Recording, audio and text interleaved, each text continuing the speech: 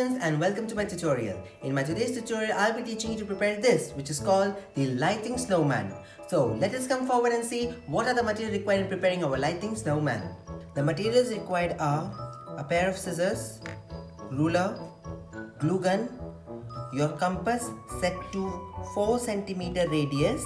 That is, you can look at the ruler here, 4 centimeter, and measure from there and take it, because we need to draw a circle as such on it and then cut out the inner part. That is why 4 centimeter you should mark out the compass.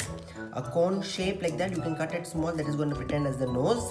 2 circles, then the circle should resemble like a snowman as such, and the cone will come like this. So you can decrease the size of the cone by cutting that part of it if you didn't find a smaller one. Some beads for decoration, pom-poms again for decoration, lights for Christmas, crepe paper of different colors for your design, red chart for the hat of the snowman, and a boat. This is the foam boat just to act at the base and also support the chart for making up the hat of the snowman.